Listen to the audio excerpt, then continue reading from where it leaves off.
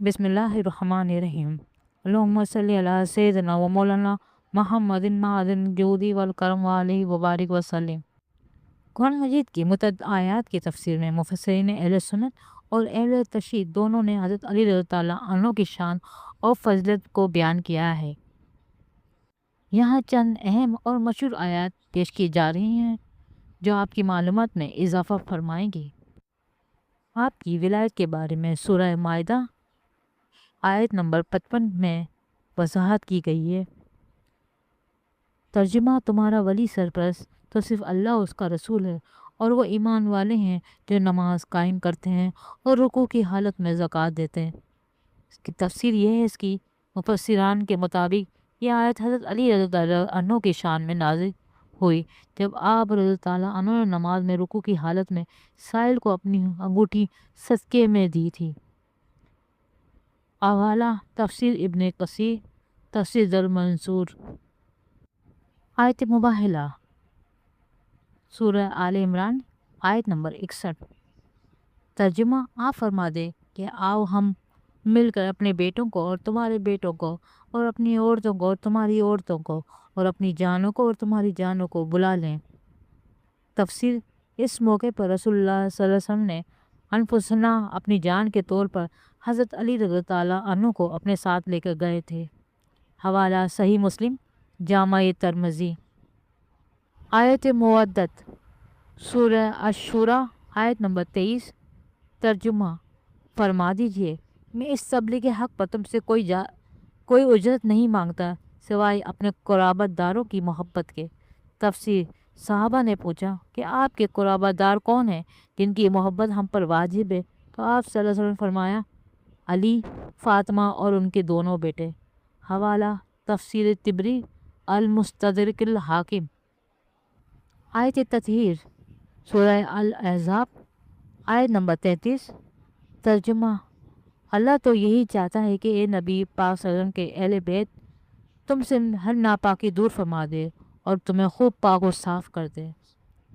تفسیر: جب یہ آیت نازل ہوئی تو نبی کریم صلی اللہ علیہ وسلم نے حضرت علی رضی اللہ عنہ، سیدہ فاطمہ سلام اللہ علیہا، سیدنا امام حسن علیہ السلام اور سیدنا امام حسین علیہ السلام کو اپنی چادر میں لے لیا۔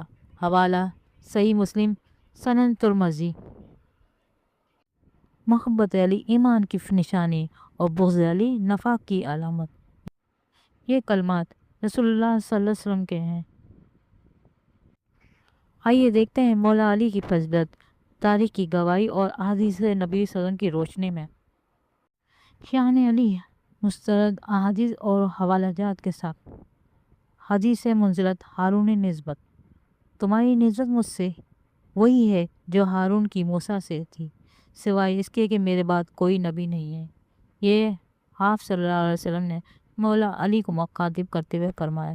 حوالہ ہے صحیح بخاری کتاب المغازی حدیث نمبر 4416، صحیح مسلم فضائل آل صحابہ حدیث نمبر 2404۔ حدیث غدیر ولایت و دوستی: جس کا میں مولا ہوں علی اس کا مولا ہے۔ حوالہ جات: جامع ترمذی حدیث 3713، مسند احمد حدیث نمبر 9950، سنن ابی ماجہ حدیث نمبر 121۔ فتح خیبر اور اللہ کی محبت: آپ صلی اللہ علیہ وسلم نے صحابہ کرام کو مخاطب کرتے ہوئے فرمایا، کل میں جھنڈا اس شخص کو دوں گا جس کے ہاتھ پر اللہ تعالیٰ فتح عطا کر فرمائے گا، وہ اللہ اس کے رسول صلی اللہ علیہ وسلم سے محبت کرتا ہے اور اللہ اس کے رسول صلی اللہ علیہ وسلم اس سے محبت کرتے ہیں۔ حوالہ صحیح بخاری حدیث نمبر 3009، صحیح مسلم حدیث نمبر 2406۔